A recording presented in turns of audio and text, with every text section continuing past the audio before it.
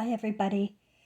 It's Nana Marie in Quebec City, and Sunday morning. I'm actually feeling much better. I don't have any pain in my body, and I'm not depressed. But I fill my head with things that keep me going, and I was watching some near-death experiences, and this woman with her beautiful eyes, um, she really caught my attention because she resonates with what I know. And isn't that nice when you can connect with people and you just realize what's true? So if you want to go see her, she's on this video here. But I'm going to let you listen to this part. All that, but not like this. And what I understood was God loves not just a fraction of his children, but each and every one of his children that he's created so much that he gave the selfless gift, love. Love is the choice, free will, that we have to choose if we want to love him back. So he doesn't force anybody to love him. You're going to love me, or you're going to get, zapped by a lightning bolt. It's not like that. We can choose at any time to have that love connection that God has for us. And so it was amazing that, God's letting us have this gift of controlling, oh, do we want to have this, connection or not? It was just like the most selfless thing. And he was so, instead of celebrating for, yes, my children are coming in, right? He still wasn't going to give up, and his heart hurt, and he cried for those that chose not to have that love connection. Because you see, when I'm looking again now past all the souls that are coming in, and I'm looking at the planet, I'm thinking, where are these souls that he's crying about? And I'm looking, and I can see there are souls that are not lifting off. They're not lifting off the planet. They're staying on the planet. They're left behind. And I came to understand that love connection, that life force, like in the rippling effect lesson, right? Those souls that were coming in had chose to have that love connection. Their light was on, and it was the force needed to perpetuate them, lift them off the planet, and to come in to be with their family again, to be home. But those that were left behind chose to have that love connection off. So, it's like, I guess, like a rocket, without that fuel they need, the rocket is not going to launch off. So think of the love connection maybe as a fuel in that way, if you will. And so, yeah, it was completely, oh my God. I mean, just absolutely profound. And, at this point, then I think, okay, I must be done, because I don't think I can handle learning, anything else. I'm just like completely filled up with knowledge. And I remember turning around so that I could go and join everybody that's just gone into heaven. And this is the first time that I saw heaven, and heaven was a planet. And for me, I struggled with that for years after this experience, because I didn't ever find anything in all the teachings, in the Bible and all the lessons I had for years, that heaven was a planet.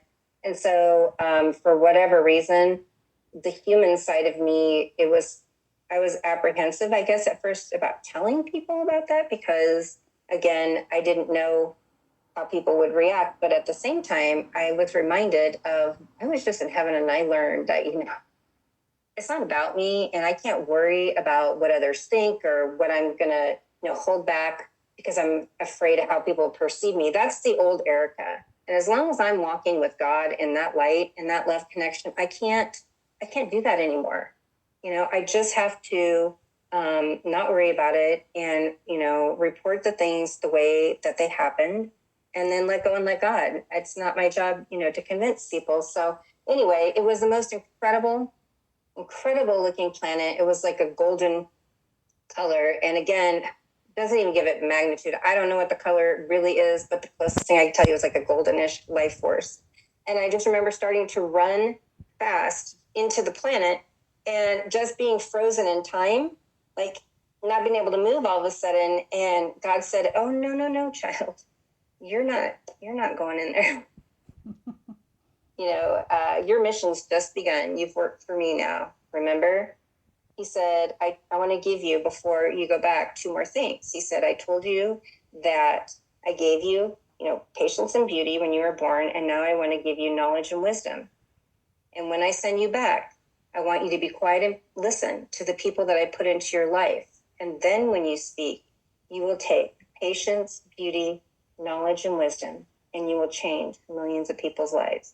And before I could argue, like, please don't send me back, I know I'm home, I'll do anything, before I could even get that out of my mouth, I feel like I'm stuffed through now another tunnel, and I'm going back to earth because God just told me my mission isn't done, and I work for him.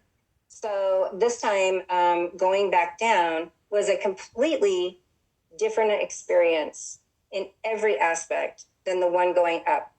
This was horrible. This experience was completely dark. There was absolutely no light present in this tunnel.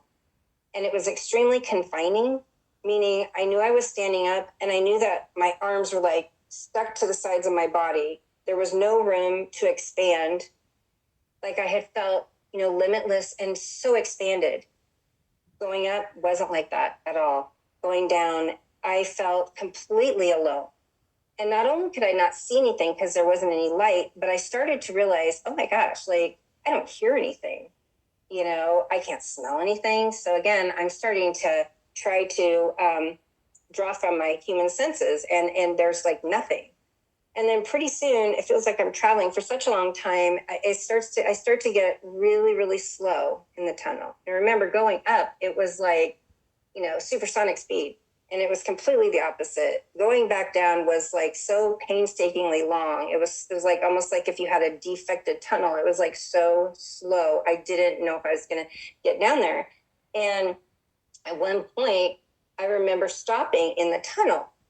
And I'm thinking, oh my God, like, I don't know what to do. God just gave me this job, and I'm going to listen after everything I've learned. I'm going to do my best, but I need to get down there and get it done because I want to go home. I don't even want to be on the planet. I am trying to think how can I get myself going again? And this was the first and only time going back down that I didn't feel God's presence. I didn't feel that love connection. And it was terrifying. And I just remember panicking and feeling like, okay, I can't see, I can't move. And then all of a sudden, before I had another thought, I hear something in my left ear again.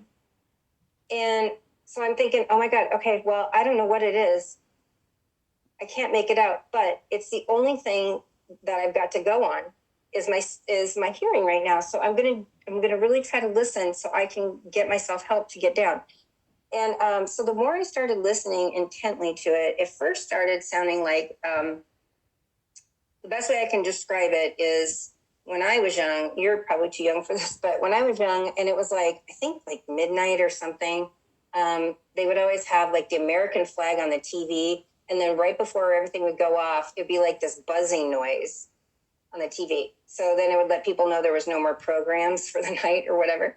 And so it was like that complete buzzing noise. I'm thinking, that's weird, the buzzing noise.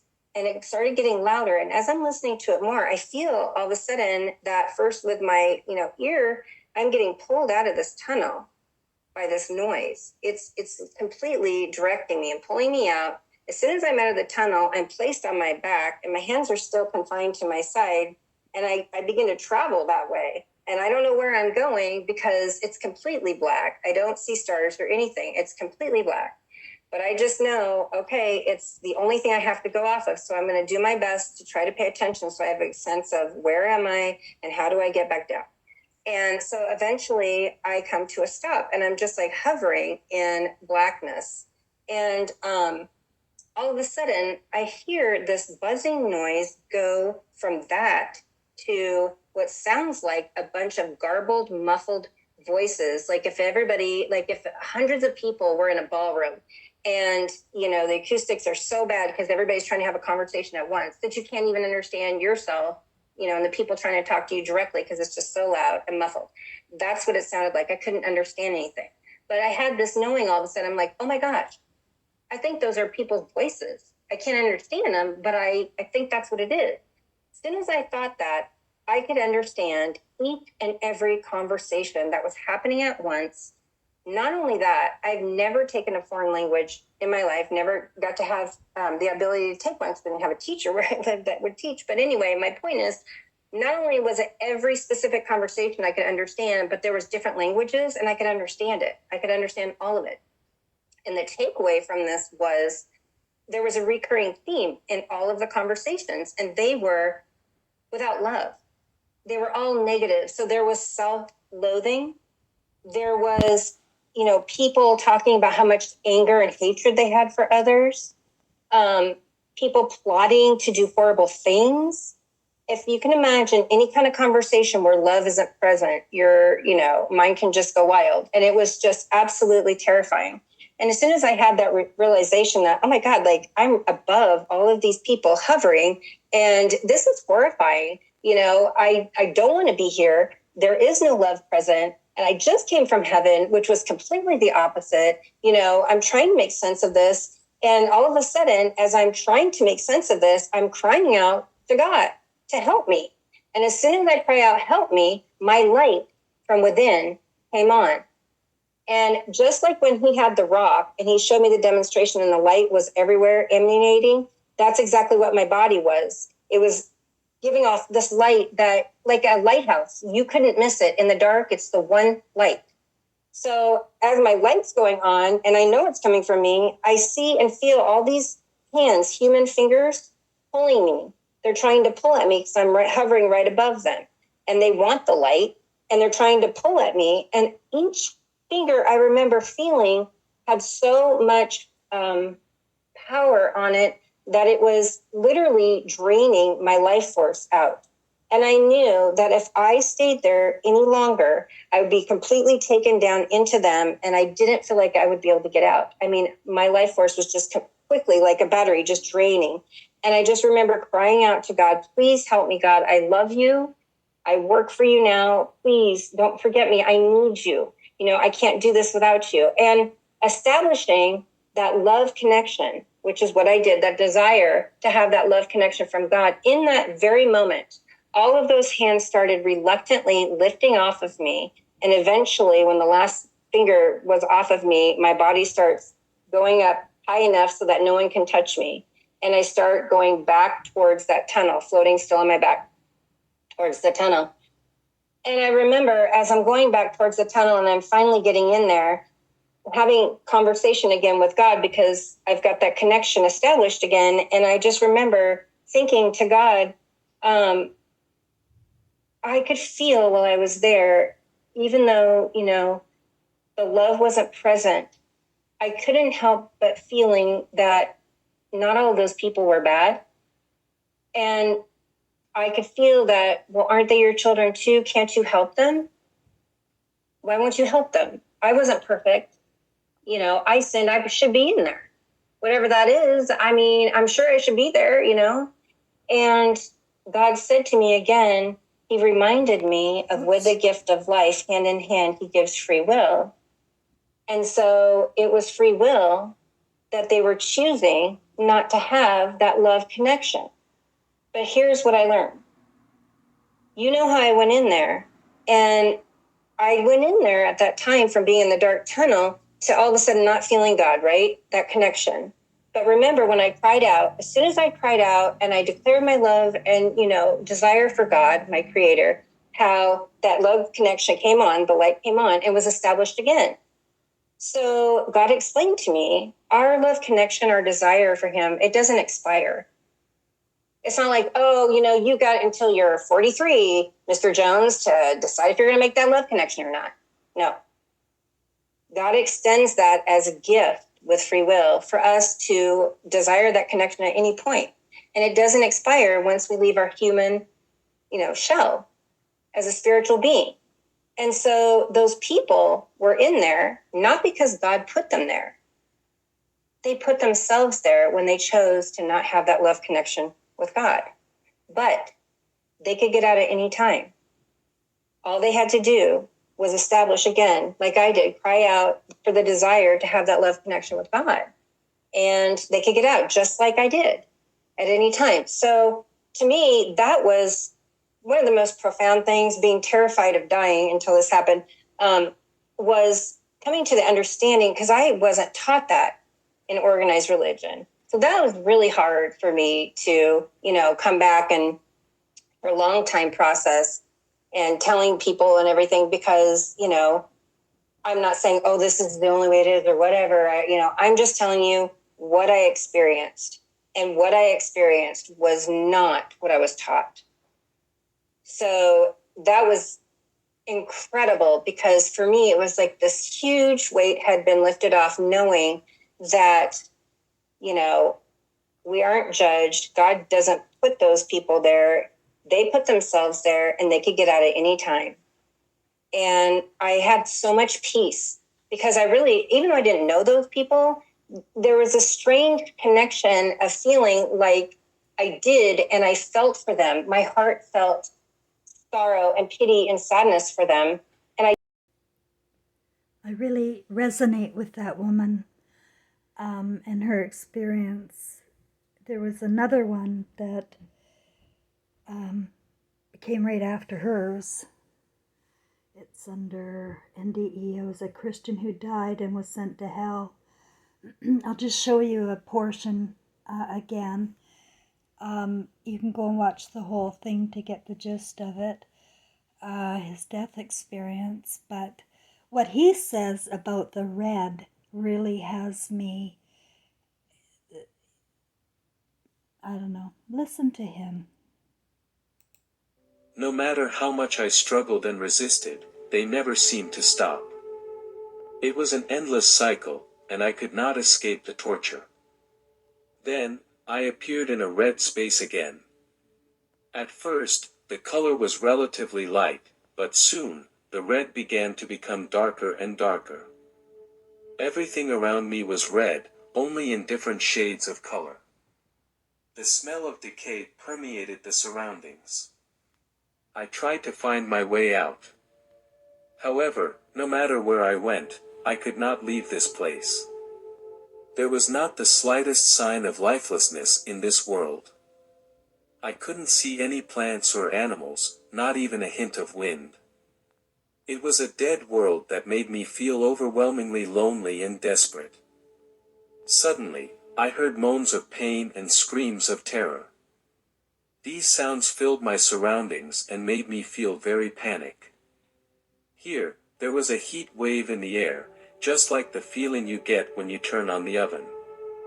I walked in the direction of the sound, and I tried to find the others. All I could hear were screams, but I couldn't see anyone. Every step I took was hard. When I got to the edge of a cliff, I saw some monsters below. It felt like those horrible monsters were waiting for me. Their faces were twisted and their sharp teeth were exposed. I tried to walk around the beasts, but every movement I made alerted them. I felt that they could sense my fear. As I moved, their eyes followed me. I felt like they were devouring my soul. The sound of these monsters is also terrifying. They made hoarse growling noises, like they were waiting for me to fall. Just as I was feeling desperate, a bright light appeared above my head. It shone with a dazzling light. I looked up and saw a huge angel who flapped his huge wings. I knew I had been saved. The angel held out her hand ready to lead me out of here. I followed her lead and felt an overwhelming sense of peace and reassurance. Eventually, we arrived at a beautiful place. The air smelled like flowers, and I knew I was saved. The angel turned to me and waved, then disappeared into the light. I had come to a place where there was no suffering or pain. This should be heaven. Suddenly, I saw a young lady. She was walking toward me, and she was wearing a gorgeous white robe. As she approached, I was surprised to find that she was my grandmother. Here she looked to be in her 30s. My grandmother told me that this was heaven, a place free from pain and trouble. She gently stroked my hair. Then, gave me a warm hug. She told me that my mission was not over and that I had to go back. She assured me that she would be with me no matter where I was. Finally, she disappeared in the light. Suddenly, my soul returned to the hospital. So you can watch the whole thing if you want. You know, it used to scare me to watch these hell visions that people would experience. But you know what? I feel all of that here. Don't you? I mean, I know a lot of my subscribers feel that they are attacked here and by the dark forces. And it feels like hell here to me on earth. It feels like a zombie nation, and people are going about their business and murmuring and getting rich or getting angry or getting jealous. Horrible emotions going on with people and bad moods everywhere. You know, I've been always one who can never tolerate a bad mood. Both my mother and my ex-husband were people in this constant bad mood. And that's hell, right? Like to be around, and then you're always responsible for their mood too, right? Like you can't do anything right. So I know when Trevor crossed over in 2003, I know he was earthbound and totally confused. He had no idea what to do. But he was with me. That is the connection we have. He knows, you know, our loved ones can read our thoughts, our feelings. There's nothing hidden. And suddenly Trevor could see me like he never saw me before because he was blinded, you know, by words and fantasy here. He lost the connection with me and I lost the connection with him. And so that day in 2008 when I said, Trevor, there has got to be a light. There's got to be a light you can go to. I need you to be fearless of going there. I am going to be okay. I made sure he knew. I will be okay. But find the light. Suddenly, poof, he was gone. And he did not return until 2016 when he came with those golden beings of light who downloaded me with everything about our lives, our past lives, our connection, and our purpose, our mission with our star cluster family. And the joy I have knowing that first I saved my son and he came back and he saved me. So it's never, ever over. If you can, if you want love, that's all you need. That's it. The people forgot what love is and the necessity of keeping the light alive with love. You have to use your heart in order for it to reach heaven. It has to be used on earth. And so my whole channel is soul recovery so that you can avoid being reborn back in here, sent back, reincarnated, because everybody will be if they don't have a good movie to take home. Bottom line, we're recording a movie here. And it's being recorded from the beams in our eyes. Those little lights are stars, and they leave the body. That's what leaves the body, is those little lights. And yet, people are involved in the Hollywood stories and the scripture stories, and they don't create their own story because they're following, you know, the piper here. All right, so let's see what else I got for you. I want to wrap this up with something positive. I know in my spirit I had a breakthrough of some kind last night where I am going to be able to let go emotionally of my family, which I feel is kind of critical. Like I didn't like people that talked like that, you know, like break up with your family and don't keep trying. To me, that was unthinkable, especially with your grandchildren, right? And I couldn't fathom that. Well, this is my story, and they have their stories. And um, as I was talking last night to you through the video, um, I felt, you guys got to go. I can't think about you anymore. You have to carry out your jobs, whatever you're doing here, and maybe you know things I don't know, but we're not a party together anymore. And I have this feeling because I've been told by my guides there is a celebration. You know the song Celebration? That came, and it was a couple of weeks ago. And it was like, and the homecoming queen thing, like that. Like, I feel kind of stupid saying that, but yeah, that's what I was given, is this ceremony, that it's going to be all right, basically.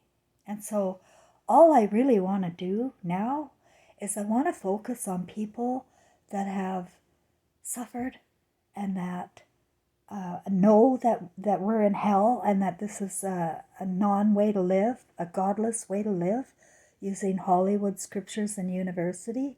It's not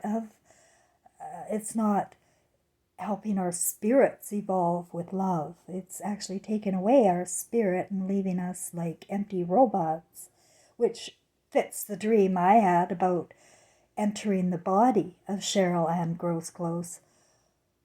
She looked like a empty blue cartoon before I entered into that costume.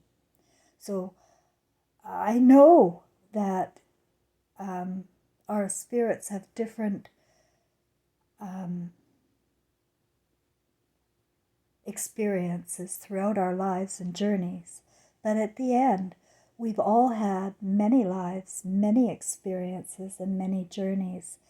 And, well, I'm just going to leave it at that. I'm going to tell you, though, that I'm going to be now dancing here, singing here, playing my music here, the way it is in heaven. I walked through the gate and was greeted by a beautiful angel. She smiled at me and then led me to a square. I watched as many angels gathered around the square, all of them full of joy and enthusiasm. I noticed that some angels were dancing and others were talking to each other. Their energy filled the whole square and made me feel overwhelmed and happy. The angels told me that this is the welcome square in heaven. Whenever a new soul arrives here, the angels hold a great welcoming ceremony. This square is a place of love where every soul can receive God's mercy and blessing. I looked at the angels around me, and they were all so beautiful. They emanated a pure light from their bodies that made me feel overwhelmingly warm. Each newly arrived soul was dressed in a white robe. The angels told me that this was the traditional dress of heaven, representing the purity and immaculate nature of our souls. I just have to intervene and say, I saw that too. I see myself in a white robe.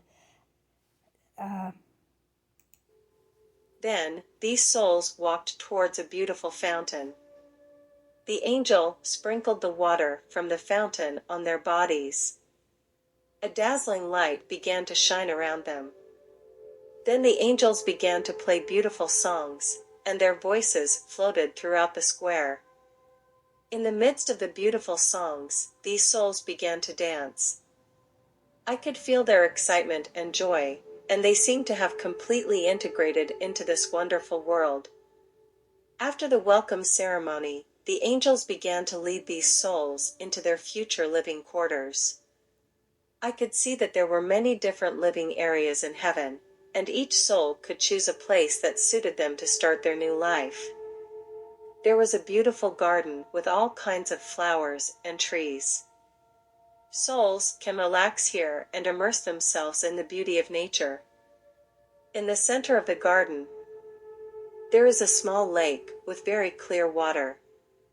Each soul can enjoy their personal time here alone. I also saw a dense urban community where people interact and learn.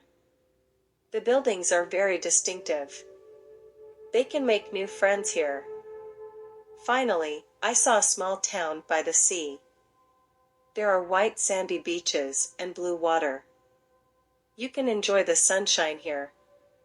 There are also many special handicrafts in the town. Each living site has a unique charm. The souls can choose a place that suits their interests and preferences. When I was ready to explore other areas, the angel beside me told me that there were some places I could not go right now. When I was confused, the angel smiled and said to me, "You can go see the gardens here, and you can also go for a walk by the river." Then, we walked to a river. The water was so clear that I could see every stone at the bottom of the river. On the bank of the river, I saw a lot of people talking. They looked so happy, without any worries or pain. Led by the angel, we came to a huge library with countless books inside. The angel told me that all the history of human past was recorded here.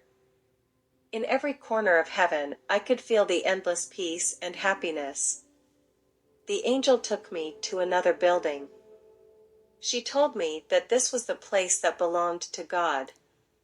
Curious, I asked the angel if I could go in now. The angel smiled and told me, "Your time has not yet come, and it is time to take you back.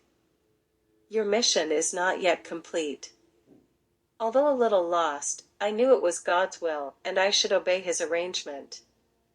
The angel guided me back into my body, and I felt my breath and heartbeat again.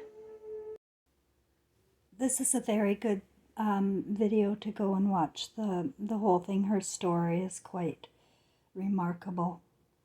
And I thank her for sharing that because that's my vision of Earth, actually. That's what I kept thinking that's Earth. That, these different areas that you could go and live and experience. That's how we're trying to recreate heaven on earth. And that's my vision of what we're supposed to be doing here. And somehow we got put down a wrong path, and our consciousness of thinking closed our hearts to the importance of love and the ripple effect of love, and how we can lift people and give them the empowerment to be the Christ they are, like not brutalize people, judge them, and make them feel bad for mistakes they make, or how they're wrong about this or they're wrong about that. Like, can we love them? can we show them how great they are? Because people can feel that.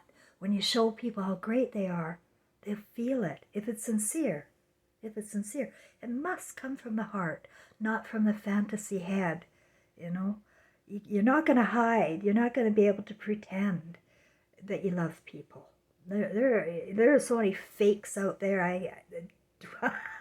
You know that. My subscribers know how many pretenders, great pretenders they are out there, who are passing themselves off as something they are certainly not inside, And if you become more in tune with yourself and your own soul and your own feelings and emotions, you'll become more empathetic. And when you're empathetic, you can read the feelings and thoughts of others, and you'll know exactly where you stand with them. So we need to protect ourselves from being emotionally drained, both in media and at home. And I encourage anybody to express yourself. And if you don't have anyone to express yourself to, go into your own imagination and create heaven on earth, just in fantasy. I promise you won't regret it. And it's a practice to meditate, to get to know yourself, and to connect with your sources, and we all have them. We've got a right brain that's got a direct connection to heaven. I know that. So that's all I have for today. I'm really happy that people are communicating with me and showing me that they're in the same place, because it's very lonely, isn't it, when you're scapegoated and made out to be something you are absolutely not. You know, get that crap off of you. Stand up, dust yourself off, and light that flame again. It was in a psychiatric ward in Los Angeles after I had tried to kill myself at Disneyland there, when I heard a big black man in the psych ward singing, "This little light of mine, I'm gonna let it shine." And I kept singing that. That song saved me in that hellhole. That it saved me. This little light of mine, I'm gonna let it shine. And it hasn't always been easy, but I know what I want to do, and that's all you need. What do you want to do? And you can have it. And it's a miracle of the heart.